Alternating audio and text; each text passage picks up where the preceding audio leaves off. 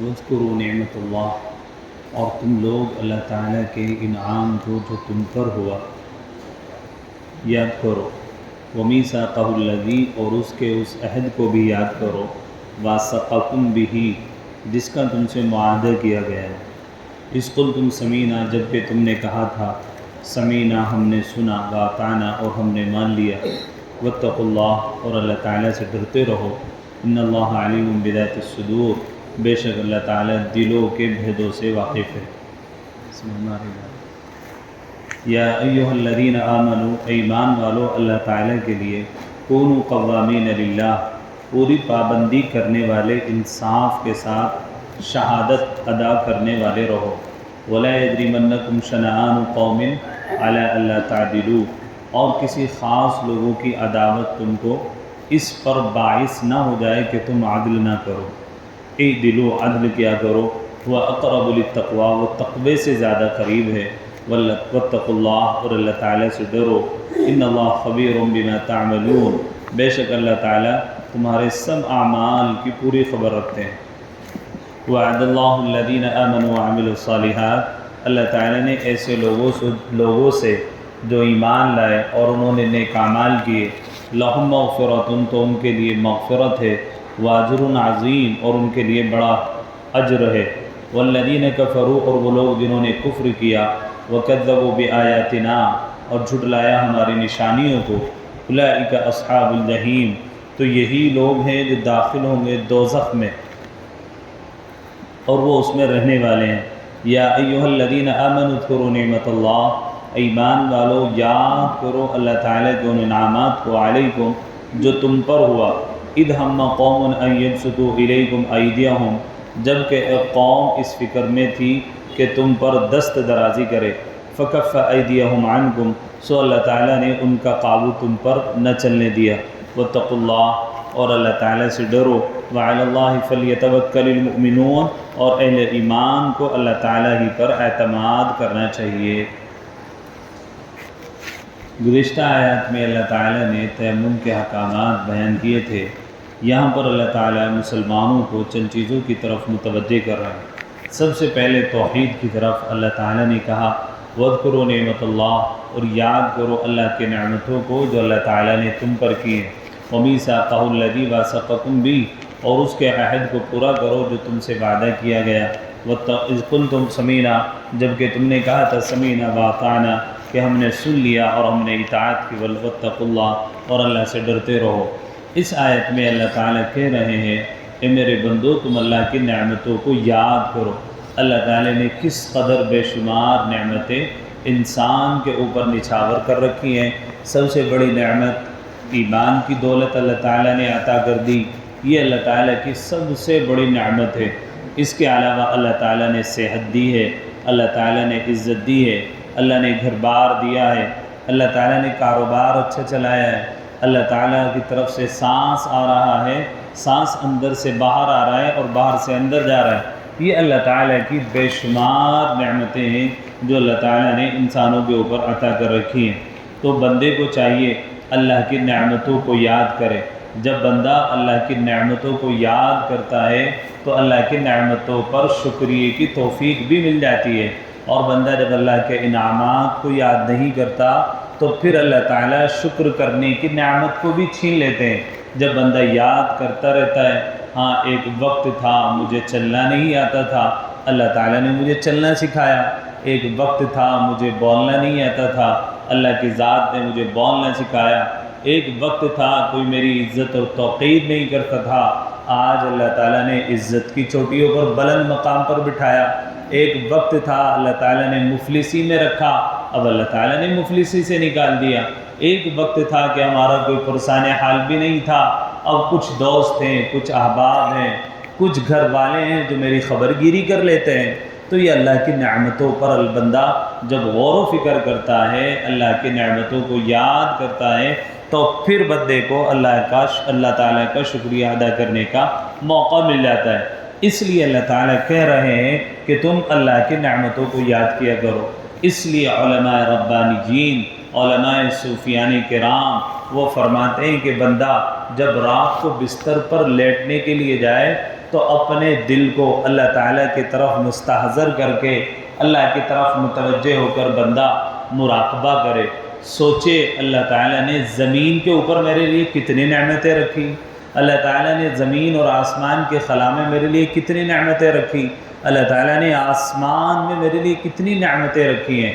تو بندہ جب اللہ کی طرف متوجہ ہو کر مراقب ہوتا ہے تو بندے کو احساسات ہونا شروع ہو جاتا ہے کہ میں اللہ کے کس قدر گراں انعامات سے سرفراز ہو کر بھی پھر بھی اللہ کی عبادت نہیں کر رہا ہوں، پھر بھی اللہ کی نعمتوں کی ناشکری کر کے اللہ کی نافرمانی کر رہا ہوں۔ اس لیے علماء صوفیہ فرماتے ہیں کہ بندے کو 24 گھنٹے کی زندگی میں سے جب رات کو تنہائی میں بستر پر لیٹنے کے لیے جائے، اگر 1-2 منٹ ہی کیوں نہ ہو، بندے کو مراقب ہونا چاہیے، اپنے دل کی طرف متوجہ ہو کر سوچنا چاہیے کہ آج کن کن نعمتوں کو اللہ کے استعمال کیا، کتنا شکریہ ادا کیا۔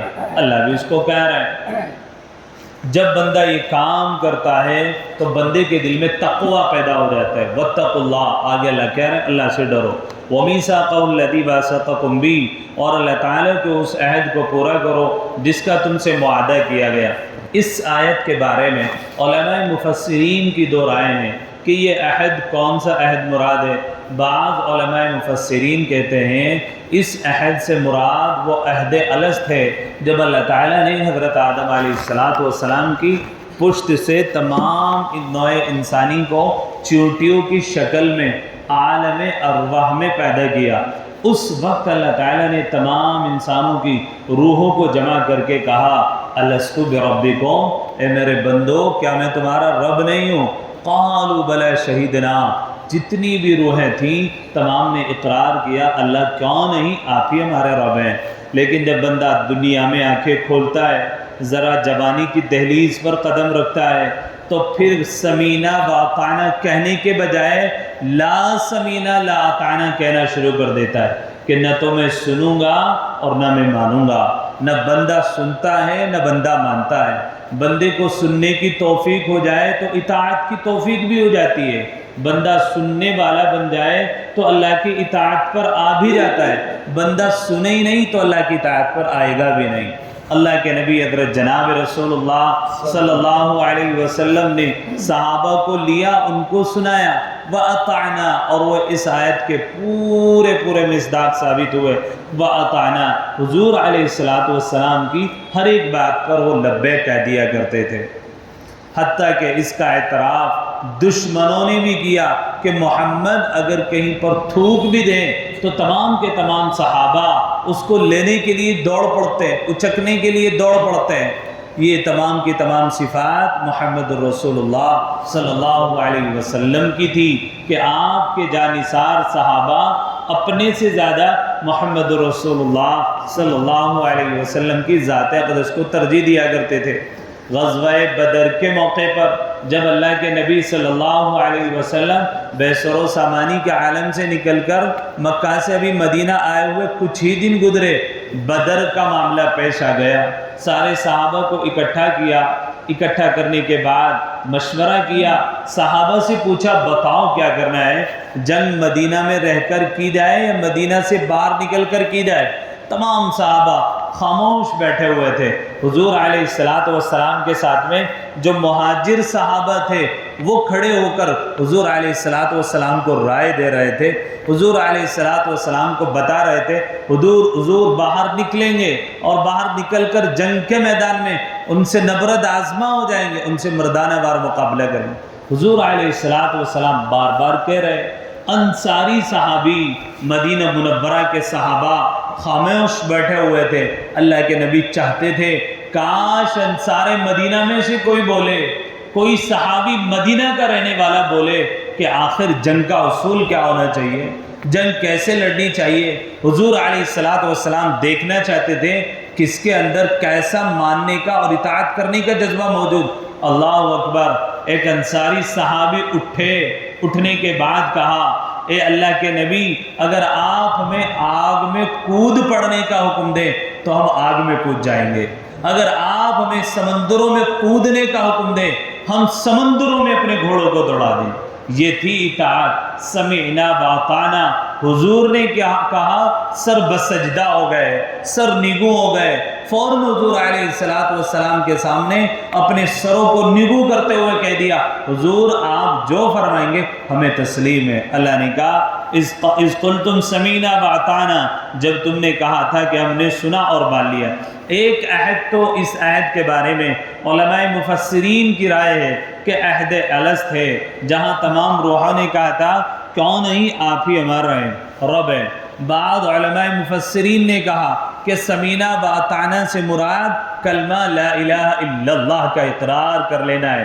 بندہ جب لا الہ الا اللہ پڑھتا ہے اور کہتا ہے لا الہ الا اللہ کے سوا کوئی معبود نہیں، اس کلمے کی حقیقت کا معلوم نہیں ہوتا بندے کو، اس کی حقیقت ہمارے دلوں کے اندر نہیں آئی، اس کی حقانیت نہیں بیٹھی۔ لا الہ الا اللہ کا مطلب اللہ سے عہد و پیمان کرنا ہے، لا الہ الا اللہ کا مطلب اللہ کے ساتھ میں اپنے عہد کو مضبوط کر لینا ہے۔ لا الہ الا اللہ کا مطلب یہ ہے کہ اللہ تو نے جن کاموں کا کرنے کا حکم دیا وہ کام تو کروں گا، اور جس کام کا تو نے نہ کرنے کا حکم دیا اس کام سے اپنے آپ کو بچا لوں گا۔ یہ ہے عہد لا الہ الا اللہ۔ اور آگے اس کے ساتھ میں محمد رسول اللہ کے نبی نے جس طور پر زندگی گزاری اس طریقے زندگی کو اپنی زندگی بناؤں گا۔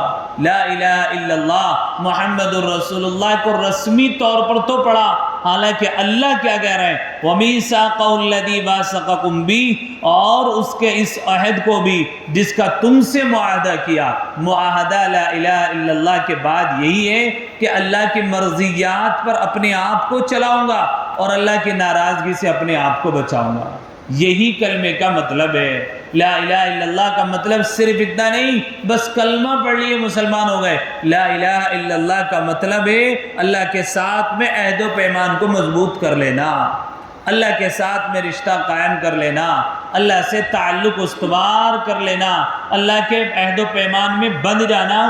آپ جیسا کہیں گے ویسا کروں گا، آپ جس چیز سے رکنے کو کہیں گے اس چیز سے رک جاؤں گا۔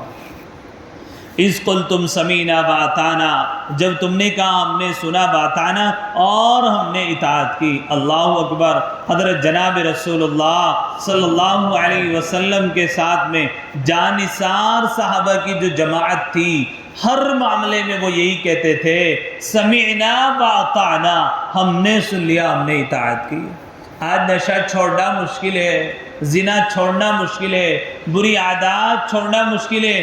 لوگ کہتے ہیں جی بیڑی کی عادت نہیں چھٹتی، لوگ کہتے ہیں کہ جی صبح سویرے یہ والی عادت میری نہیں چھٹ سکتی۔ اللہ اکبر۔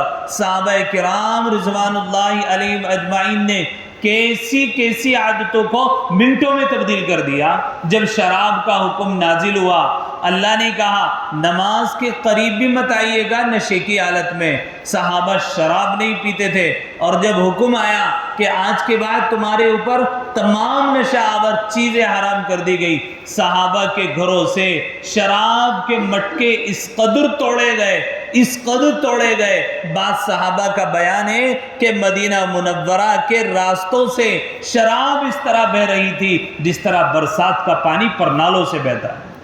آپ اندازہ لگا لیجئے، جو شراب کو اس قدر محبوب رکھتے ہوں، جن کے گھروں میں جب دعوت ہوتی تھی تو دعوت پر فخریہ جملے بولے جاتے تھے کہ سب سے زیادہ پرانی شراب جس کے گھر میں ہوگی سب سے زیادہ اچھی دعوت بھی اس کی شمار ہوتی تھی۔ ان لوگوں نے اپنی عادتوں کو چھوڑ دیا۔ انہی کی آیت یہ مصداق ہے اذ قلتم سمینا واطعنا، کہ انہوں نے کہا ہم نے سن لیا اور ہم نے مان لیا۔ آج اللہ معاف کرے، سننے کو بہت کچھ ہے، بیان کرنے کو بہت کچھ ہے، اطاعت کرنے کا جذبہ ہمارے اندر نہیں رہا، ماننے کا جذبہ ہمارے اندر نہیں رہا۔ کتنی دن رات سنتے رہتے ہیں، نہ اطاعت کا جذبہ نہ ماننے کا جذبہ۔ اللہ اطاعت کرنے کی اور ماننے کی توفیق نصیب فرمائے۔ آگے اللہ نے کہا واتقوا اللہ، اللہ سے ڈرو۔ اگر تمہارے عہد و پیمان میں ذرا ڈگمگاہٹ آ رہی ہے، تمہارے عہد و پیمان میں ذرا کمی آ رہی ہے، تمہیں اللہ کی مرضیات پر چلتے ہوئے تکلیف محسوس ہو رہی ہے، یا تم چلتے ہوئے اللہ تعالیٰ کے راہ میں شرم محسوس کر رہے ہو، تو اللہ سے ڈرو۔ تمہیں ایسا نہیں کرنا چاہیے۔ آج کل ہوتا ہے بیچارہ کوئی آدمی نیک کام پر لگ جائے گھر والے ٹوکنا شروع کر دیتے ہیں، ارے میاں تم ہی رہ گئے بس نمازی بننے کے لیے، تم ہی رہ گئے داڑھی رکھنے کے لیے، گھر والے ٹوکنا شروع کر دیتے ہیں۔ تو یہ تمام کی تمام رکاوٹیں تو آیا کرتی ہیں۔ واتقوا اللہ، اللہ سے ڈرتے رہو، ان اللہ علیم بذات الصدور، اللہ تعالیٰ تمہارے دلوں سے خوب باخبر ہے، اللہ تعالیٰ تمہارے دلوں کی بھید کو جانتا ہے کہ تمہارے دلوں میں کیا ہے۔ آیا تم نے اللہ کی اطاعت فرما برداری صرف دکھاوے کے طور پر کر رکھی ہے، یا حقیقت میں اللہ کی اطاعت اور فرما برداری کا جذبہ دل میں ہے؟ صرف ریاکاری کے لیے تو داڑھی ٹوپی نہیں رکھی، صرف ریاکاری کے لیے کرتا پجامہ تو نہیں پہنا، یہ اللہ تعالیٰ دیکھنا چاہتے ہیں، اللہ دلوں کے بھیدوں سے واقف ہے۔ اس لیے بندے کو حقیقت میں اپنے بدن کے اوپر اسلام کی حقانیت کو سجا لینا چاہیے۔ صرف کلمہ پڑھ لینا کافی نہیں، صرف کلمہ پڑھ لینا کافی نہیں، ایمان کے ساتھ اعمال صالحہ ہونا ضروری ہے، ورنہ دنیا والے کہیں گے اپنی آئیڈینٹیفائی کرو، تم کون سے مسلمان ہو، تمہارا نام کیا ہے۔ کاش سب کے چہروں پر داڑھی ہوتی، سب کے چہروں پر عمامہ ہوتا، سب کے سروں پر پگڑی اور ٹوپی ہوتی، کسی کو آپ کی آئیڈینٹیفائی کرنے کی ضرورت نہیں تھی، کسی کو آپ کی شناخت کی ضرورت نہیں تھی۔ مسئلہ ہمارا ہے، شکایات اپنوں سے دوسروں سے شکوہ نہیں، وجہ ہماری ہے، ہم نے اسلام کو چھوڑ دیا، ہم نے اللہ کی اطاعت کو چھوڑ دیا، ہم نے رسول اللہ کے احکامات کو چھوڑ دیا، غیر و نظر رسوا کر کے رکھ دی۔ آج کرنی پڑ رہی کہ نہیں پڑ رہی؟ ہمارے ضلع میں تو خاص طور سے کام چلا ہو، سارے مسلمان داڑھی رکھ کے ٹھیلیوں پہ کھڑے ہو جاؤ، سارے مسلمان داڑھیاں رکھ کے مارکیٹ میں چلے جاؤ، تمہاری پہچان کی ضرورت نہیں ہے۔ ایک سکھ کی الگ پہچان ہو جاتی ہے گاڑی میں چڑھنے کے بعد، ہاں سکھ چڑھ رہا ہے، مسلمان 20 بیٹھے ہوتے ہیں گاڑی میں، معلوم نہیں ہوتا کہ مسلمان بیٹھے ہیں کہ نہیں۔ ہماری آئیڈینٹیفائی کی ضرورت کیوں ہو رہی؟ ہم نے اسلام کو چھوڑ دیا۔ تو ظاہر سی بات ہے، جس عہد و پیمان کو اللہ سے کیا تھا اس عہد و پیمان میں ہمارے کمزوری آ گئی۔ واتقوا اللہ، تو ہمیں اللہ سے ڈرنا چاہیے۔ انہ علیم بذات الصدور، ورنہ اللہ تعالیٰ دلوں کے حال سے واقف ہے کہ داڑیاں کٹا کر صرف بزنس چلانے کے چکر میں اللہ کے عہد و پیمان میں کمی تو نہیں کر رہے ہیں۔ بعض لوگوں کو کہتے ہوئے سنا جاتا ہے، اجی مارکیٹ میں بیٹھے ہیں، داڑھی نہ رکھ لی تو کسٹمر دکان پر نہیں چڑھے گا، داڑھی رکھ کر اگر بس میں سفر کریں گے کوئی بھی موب لنچنگ کر دے گا۔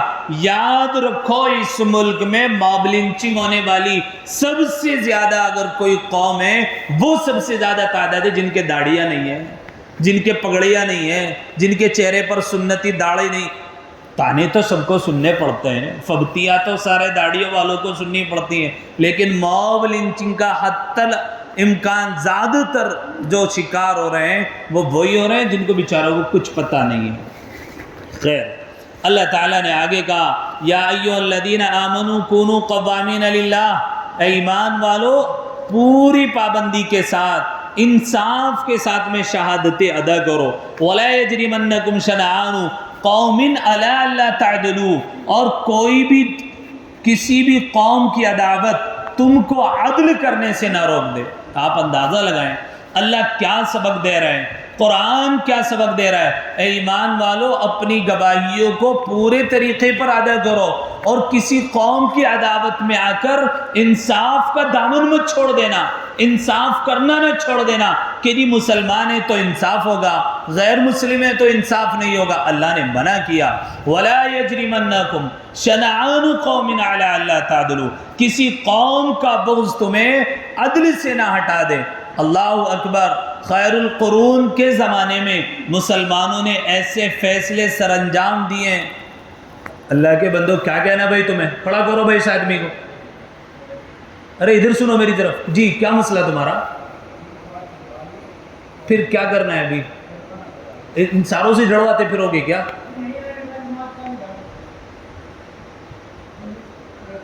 تسلی سے بیٹھ جاؤ، بات چل رہی قیمتی، تم آگے پتہ نہیں ڈسٹرب کر رہے ہو، کبھی ادھر کبھی ادھر۔ نماز پڑھو، نماز پڑھ لی تم نے؟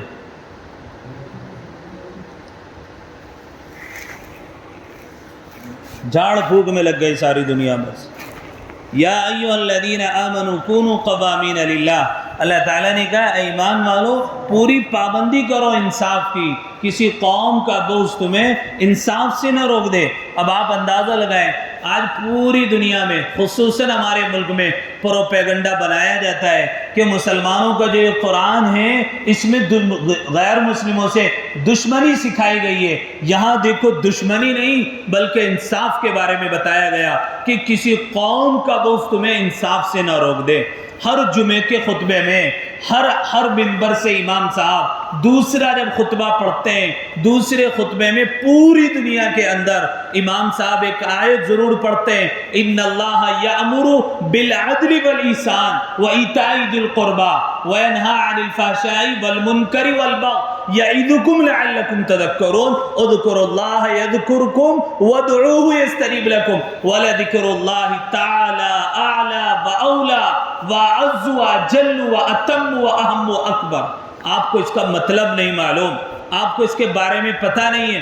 ان اللہ یامر بالعدل، اے لوگو اللہ تمہیں انصاف کرنے کا حکم دیتا ہے، والاحسان لوگوں کے ساتھ میں احسان کرنے کا حکم دیتا ہے، وایتاء ذی القربى عزیز و اقارب کے ساتھ حسن سلوک کا حکم دیتا ہے، وَيَنْهَا عَنِ الْفَحْشَاءِ وَالْمُنْكَرِ اللہ تمہیں حکم دیتا ہے ہر برائی سے اپنے آپ کو بچائے رکھنا، ہر فحاشی سے اپنے آپ کو بچائے رکھنا، والبغی اور اپنے آپ کو بغاوت سے بچائے رکھنا۔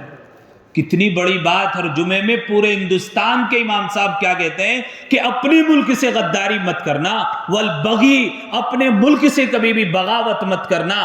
آج مسلمانوں کو پریشان کیا جاتا ہے کہ ہر منبر سے امام صاحب مسلمانوں کو ورغلانے کی بات کر رہے ہیں، قرآن مسلمانوں کو ورغلانے کی بات کر رہا ہے، جمعے کا خطبہ مسلمانوں کو معلوم نہیں، دوسروں کو کیسے معلوم ہوگا؟ والبغی اور بغاوت مت کرنا، یعظکم لعلکم تذکرون تمہیں نصیحت کی جا رہی ہے تاکہ تم صحیح راستے پر چلو، اذکروا اللہ یذکرکم وادعوہ یستجب لکم، یہ اللہ کا عہد و پیمان تمہیں یاد دلایا جا رہا ہے، ہر جمعے کے خطبے میں بتایا جا رہا ہے، اس کو لازمی پکڑ لو، اس کو لازمی پکڑ لو۔ وَلَذِكْرُ اللَّهِ تَعَالَى أَعْلَى وَأَوْلَى وَأَعَزُّ وَأَجَلُّ وَأَتَمُّ وَأَهَمُّ وَأَكْبَرُ، ورنہ وہ اللہ تعالیٰ زبردست ہے، عزت والا ہے، توقیر والا ہے، وہی غموں سے نکال کر خوشیاں دینے والا ہے، اور سب سے بڑی ذات اسی کی ہے۔ اگر تم ان عہد و پیمان کو پورا نہیں کرو گے تو اللہ کی پکڑ ضروری اور لازمی ہے۔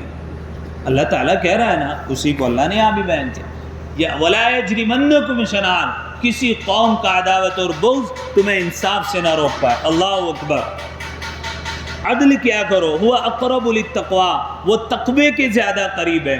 ہم نے تقویٰ تو اس کو سمجھا ملائم سے ہاتھوں چادر ڈلی ہوئی ہو، شیخ کو نہ ادھر کا پتہ ہو نہ ادھر کا پتہ ہو، ادھر بھی ظلم ہو رہا ہو ادھر بھی ظلم ہو رہا ہو، بس حضرت جی تو بیٹھے ہوئے ظلم کو دیکھ رہے ہیں، اس کا نام تقویٰ نہیں۔ انصاف قائم کیجئے، عدل قائم کیجئے، ظالمانہ نظام کے خلاف زبان سے بول سکتے ہو تو بولیے، قلم سے لکھ سکتے ہو تو لکھیے، ظالم کے سامنے کھڑے ہو کر اس کو صحیح راستہ دکھا سکتے ہو تو صحیح راستہ دکھا کر صحیح ترجمانی کیجئے، اس کا نام تقویٰ ہے، یہی تقوی کے زیادہ قریب ہے۔ اللہ اکبر۔ حضرت عمر ابن خطاب رضی اللہ تعالی عنہ کا دور خلافت ہے، حضرت عباس رضی اللہ تعالی عنہ کا مکان مسجد نبوی کے بالکل قریب ہے، اور آپ کے مکان کا پرنالہ مسجد نبوی میں گرتا ہے۔ نہ جب بارش ہوتی ہے مسجد نبوی میں آنے والے نمازیوں کو نماز پڑھنے کے لیے جب آتے ہیں، پرنالے سے جو پانی برسات کا گرتا ہے تکلیف ہوتی ہے۔ امیر المؤمنین ایک دن مسجد نبوی میں داخل ہوئے، دیکھا پرنالے سے پانی گر رہا ہے، مکان حضرت عباس کا ہے۔ اللہ حضرت امیر المؤمنین عمر ابن خطاب نے پرنالے سے پانی گرتے ہوئے دیکھا، غصہ آیا اور جا کر کے پرنالے کو اکھاڑ کر کے پھینک دیا کہ یہاں سے نمازیوں کو تکلیف ہوتی ہے۔ اللہ اکبر۔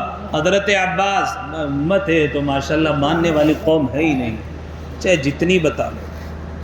بعد مرتبہ بڑی جھنجھلاہٹ ہوتی ہے، مذاق نہیں کر رہا ہوں، بڑی تیاری کر کے 8 دن میں آتے ہم تفسیر کی، اور اس کے بعد بھی یہ شکایت، خدا رحم کرے۔ حضرت عباس رضی اللہ تعالیٰ عنہ، میری طرف متوجہ ہوں بھائی، آپ چھوڑ دیں، آپ حضرت عباس مسجد میں بیٹھ کر دنیا کی بات کرنا، یہ فون سننے کی اتنی بڑی لعنت ہو گئی، یہی بیٹھ کے بتائے گا مسجد میں بیٹھا؟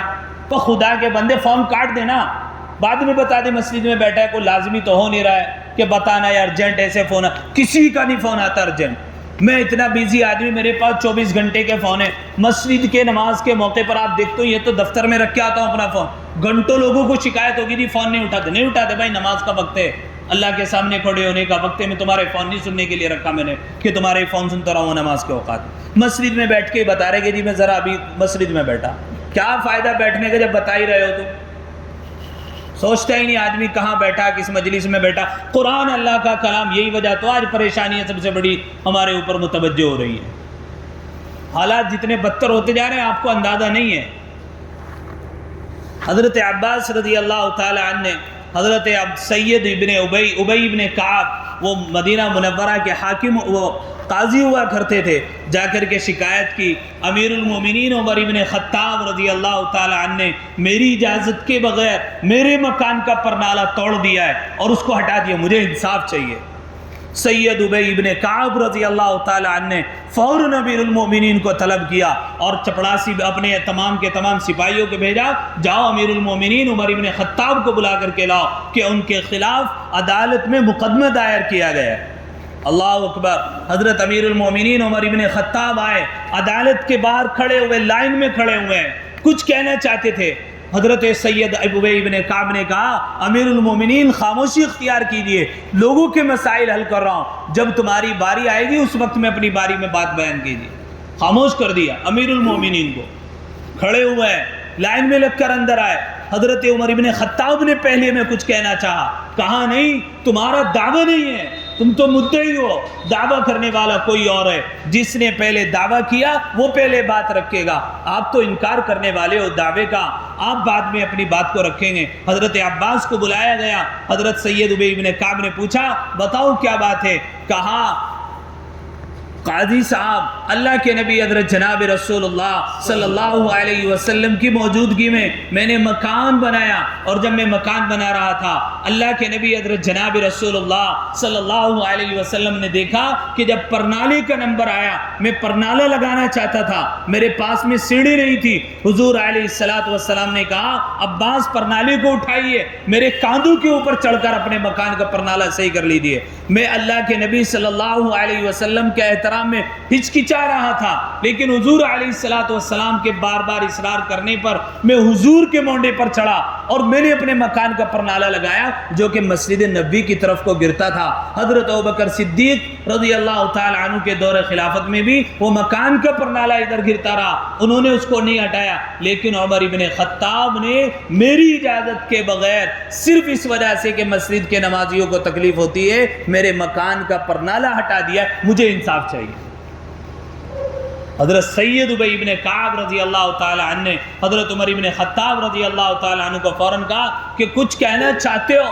حضرت عمر ابن خطاب رضی اللہ تعالی عنہ نے فوراً کہا اے قاضی صاحب میں کچھ نہیں کہنا چاہتا۔ حضرت عباس کے پاس گئے اور کہا مجھے معاف کیجئے اور چلیے میرے ساتھ، جس طرح اللہ کے نبی حضرت جناب رسول اللہ صلی اللہ علیہ وسلم نے وہاں پر پرنالہ لگایا تھا وہاں پر پرنالہ لگائیے۔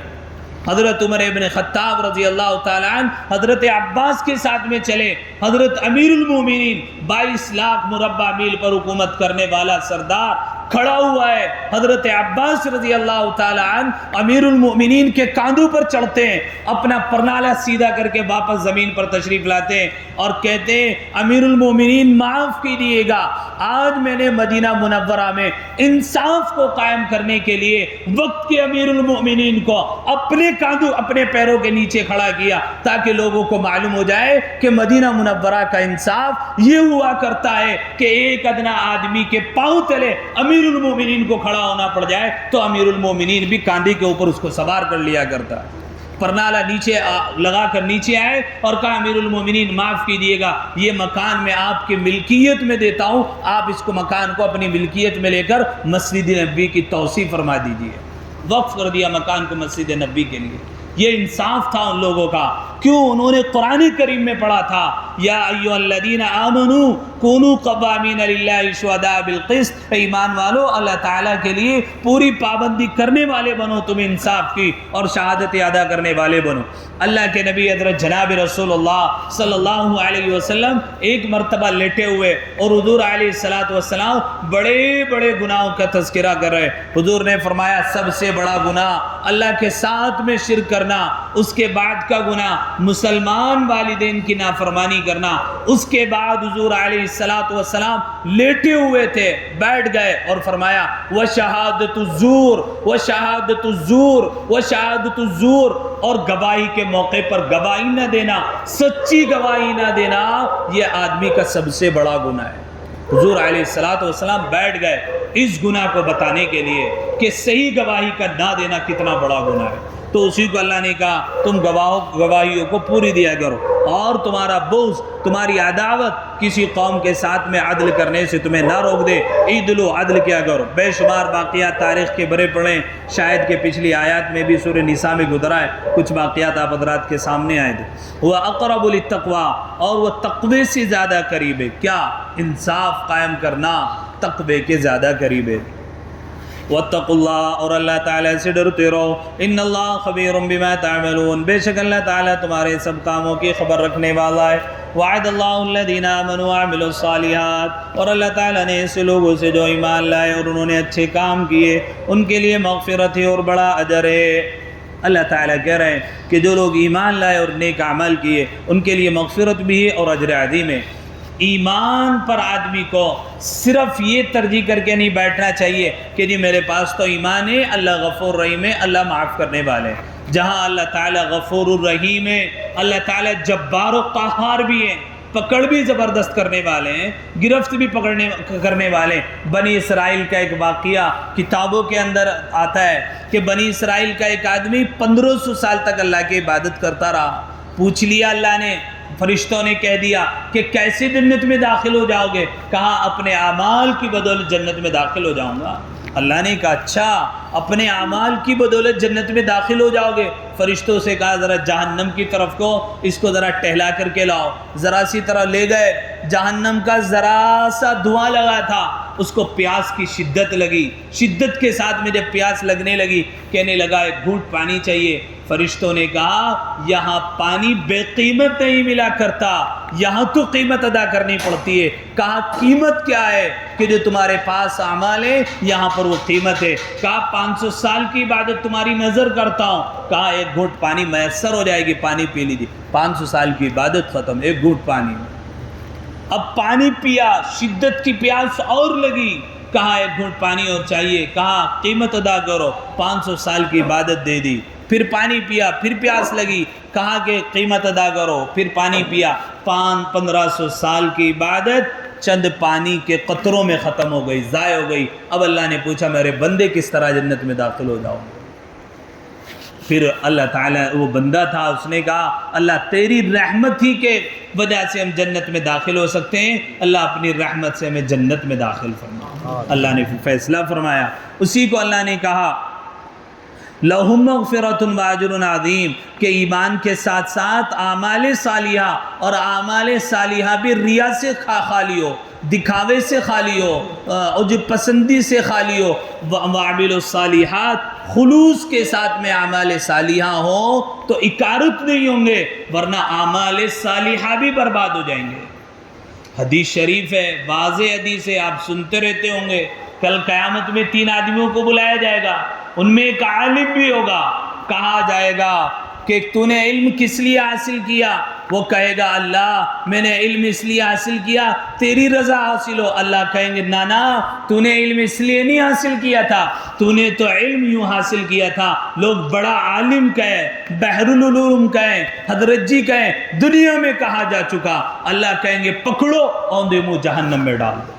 اللہ حفاظت فرمائے۔ ریاکاری کا اتنا بڑا مسئلہ ہے، ایک عالم کو پکڑ کر اوندے منہ جہنم میں ڈال دیا جائے گا، ایک مجاہد کو بلایا جائے گا، کس لیے لڑے؟ وہ کہے گا اللہ بڑی بہادری اور شجاعت کے ساتھ میں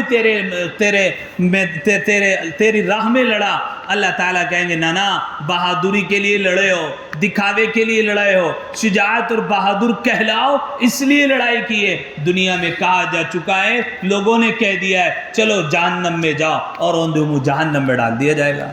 ایک مالدار کو بلایا جائے گا، کہا جائے گا کہ وہ کہے گا اللہ میں نے تو بڑی سخاوت کی ہے، بڑا خرچ کیا ہے اللہ کے راہ میں۔ اللہ تعالیٰ کہیں گے نا دکھاوے کے لیے خرچ کیا، ریاکاری کے لیے خرچ کیا، نام و نمود کے لیے خرچ کیا، اللہ کی رضا کے لیے خرچ نہیں کیا تھا۔ یہ دنیا میں تمہیں کہا جا چکا ہے جاؤ، اور اوندے منہ جہنم میں ڈال دیا جائے گا۔ اللہ سب کی حفاظت فرمائے۔ اعمال صالحہ ہوں لیکن ریاکاری سے خالی ہوں، خلوص کے ساتھ میں ہوں، اخلاص کے ساتھ میں ہوں، للہیت کے ساتھ میں ہوں، اللہ کے یہاں مقبول ہیں۔ اگر اخلاص نہیں ہے تو ریاکاری ہے، کتنا بھی بہتر عمل ہو برباد ہو جائے گا۔ اللہ سب کی حفاظت فرمائے۔ اللہ نے کہا وعد اللہ الذین آمنوا وعملوا الصالحات، اور یہ جو لوگ ایمان لائے اور نیک عمل کیے ان کے لیے مغفرت ہے۔ ایمان کے ساتھ اعمال صالحہ لازمی اور ضروری ہیں، ایمان کے ساتھ اعمال صالحہ لازمی اور ضروری ہیں۔ ایمان ہے اعمال صالحہ نہیں، جنت میں تو جائے گا لیکن سزا کاٹ کر جائے گا، وہاں کی سزا معمولی نہیں ہوگی، بہت سخت سزا ہوگی۔ لیکن اللہ تعالیٰ نے چونکہ ایمان کی بنیاد پر اللہ جنت میں داخل فرما دے گا۔ ہمارے شیخ گزرے ہیں حضرت مولانا مفتی افتخار الحسن صاحب، ایک کتاب انہوں نے لکھی حدیث معاذ، صرف ایک حدیث پیش کی، ایک حدیث میں اتنا لمبا بیان کیا کہ ایک کتاب تیار ہو گئی۔ اللہ تعالیٰ ان کی قبر پر کروڑوں رحمتیں نازل فرمائے۔ ہمارے قریب کے بزرگ گزرے ہیں، انہوں نے وہ حدیث بیان کی اپنے اس بیان میں اور اس کتاب میں۔ حضرت لکھتے ہیں کل قیامت میں اللہ تعالیٰ سارے جہنمی جتنے بھی ہوں گے ایمان والے جو جہنم میں پڑے ہوں گے، سزا کی وجہ سے پڑے ہوں گے، سب کو جنت میں داخل کر دے گا، سب کو جنت میں داخل کر دے۔ ایک آدمی جو سب سے اخیر میں جنت میں جائے گا، اللہ فرشتوں کو کہیں گے اے میرے فرشتوں میرا ایک بندہ ہے، وہ جہنم میں پڑا ہے، جاؤ اس کو اٹھاؤ اور جنت میں داخل کر دو۔ کلمہ جس نے پڑھا جنت میں جائے گا۔ حضرت ابو ہریرہ کی روایت ہے قولوا لا الہ الا اللہ دخل الجنہ، جس نے ایک بار بھی کہا لا الہ الا اللہ جنت میں داخل ہو جائے گا۔ حضرت عمر نے منع کیا تھا کہ ابو ہریرہ اس کو بیان مت کرو، لیکن آخر وقت میں انہوں نے اس کو بیان کیا۔ لیکن اس پر تکیہ کر کے نہیں بیٹھنا چاہیے کہ جی ہم تو ایمان والے ہیں، وہ سزا معمولی نہیں ہوگی۔ تو حضرت نے بیان کیا آخر میں جنت میں جانے والا کون شخص ہوگا؟ بالکل کوئلہ بن جائے گا، جہنم میں پڑا ہوگا، فرشتے جائیں گے کہیں گے اللہ وہاں کوئی ایسا بندہ نہیں ہے کہ جس کو ہم تلاش کر کے جنت میں داخل کریں۔ اللہ پھر بھیجیں گے نہیں میرے فرشتوں جاؤ، وہاں ایک بندہ ہے جو ہمیں پکار رہا ہے، اور جاؤ جا کر کے اس کو تلاش کرو اور جنت میں داخل کرو۔ فرشتے پھر جائیں گے، وہ وہاں نہیں ملے گا، پھر اللہ تعالیٰ تبارہ بھیجیں گے، فرشتے پھر جائیں گے، کہا ربا ہمیں وہ بندہ نہیں ملا ہے، اب آپ نشاندہی فرما دیجئے وہ بندہ کس جگہ پڑا ہوا ہے۔ تو اللہ تعالیٰ اس بندے کی جہنم میں نشاندہی فرمائیں گے، وہ بندہ جہنم کے انگاروں میں اس قدر بسم ہو چکا ہوگا، محسوس ہو رہا ہوگا کہ یہ انسانی ناش نہیں بلکہ ایک انگارہ پڑا ہوا ہے۔ تو جب فرشتے اس کے پاس جائیں گے، وہ بندہ پڑا ہوا زبان حال سے یوں کہہ رہا ہوگا یا حنان یا منان، یا حنان یا منان۔ حضرت شیخ نے لکھا یہ پڑھنے والا جو شخص ہوگا وہ سب سے اخیر میں جہنم سے نکل کے جنت میں داخل ہوگا۔ لہم مغفرۃ واجر عظیم، جس کے پاس ایمان ہوگا اللہ تعالیٰ نے ان کے لیے مغفرت بھی رکھی ہے، واجر عظیم، اور بڑا اجر بھی رکھا ہے۔ تو اتنی بڑی دولت ہے ایمان جو اللہ نے عطا فرمائی۔ موقع ملے خانہ کعبہ کے غلاف کے اوپر جو حضرات گئے انہوں نے دیکھا ہوگا لکھا ہوا ہے یا حی یا قیوم برحمتک استغیث، اور یہ دو الفاظ بھی لکھے ہوئے ہیں یا حنان یا منان، یا حنان یا منان۔ موقع ملے تو بندے کو ورد کر لینا چاہیے، صبح شام ایک دو مرتبہ جب بھی موقع ملے بندے کو پڑھ لینا چاہیے۔ اللہ تعالیٰ کے بڑے صفاتی نام ہیں۔ پوری تقریر حضرت کی اسی دو الفاظ کے اوپر ہے کسی اور وقت پر موقع ہوگا انشاءاللہ پھر کبھی اس کے بارے میں تذکرہ کیا جائے. اللہ نے کہا ان کے لیے مغفرت اور اجر عظیم ہے. والذین کفروا وکذبوا بآیاتنا، اور وہ لوگ جنہوں نے انکار کیا اور جھٹلایا ہماری آیتوں کو، اولئک اصحاب الجحیم، یہی لوگ ہیں جہنم والے کہ جن کے لیے تیار کی گئی جہنم. ایک آیت اور ہے اس کے بعد ختم کر. آگے اللہ نے کہا یا ایھا الذین آمنوا اذکروا، ایمان والو یاد کرو اللہ کی نعمتوں کو، علیکم جو تم پر ہوئی، اذ ہم قوم ان یبسطوا الیکم ایدیہم، جب کہ ایک قوم اس فکر میں تھی کہ تم پر دست درازی کرے، تم پر ظلم اور زیادتی کرے. اس کے بارے میں علماء مفسرین حضرت مفتی شفیع صاحب عثمانی صاحب نے لکھا کہ اللہ کے نبی حضرت جناب رسول اللہ صلی اللہ علیہ وسلم جب مکہ المکرمہ میں تھے تو مقام خیف میں ایک قبیلہ تھا جس کا نام تھا بنو کنانہ. انہوں نے اللہ کے نبی حضرت جناب رسول اللہ صلی اللہ علیہ وسلم اور آپ کے صحابہ کے بارے میں پلاننگ کی کہ محمد الرسول اللہ، محمد اور ان کے تمام ساتھیوں کا قلعہ کما کیا جائے اور ان کو نیست و نابود کر کے صفحہ ہستی سے مٹا دیا جائے. مشورہ چل رہا تھا مقام خیف میں. خیف ایک جگہ ہے تو وہاں بیٹھے ساری مشورہ کر رہے تھے. حضور ان کے خاندان کے تھے، صحابہ ان کے خاندان کے تھے. جب مشورہ چل رہا تھا مٹانے کا تو اللہ تعالیٰ کیا کہہ رہے ہیں، اذ ہم قوم ان یبسطوا الیکم فکف ایدیہم عنکم. اللہ تعالیٰ ان کو قابو تم پر نہیں چلنے دینا چاہتا تھا. وہ چاہتے تو قابو چلا سکتے تھے نا، مار سکتے تھے تمہیں آ کر، لیکن اللہ تعالیٰ نہیں چاہ رہے تھے. تو انہوں نے مشورہ یہ کیا یہ اپنے لوگ ہیں، اپنے ہی جیسے ہیں، ہمارے ہی میں سے، ان کو نہ مارو بلکہ ان کے ساتھ میں رشتہ منگنی کرنے سے منع کر دو اور ان کے ساتھ میں لین دین مت کرو. وَلَا تُبَايِعُوهُنَّ، اور ان کے ساتھ میں خرید و فروخت نہ کرو. یہ معاملہ پرانا کہ نیا بھائی؟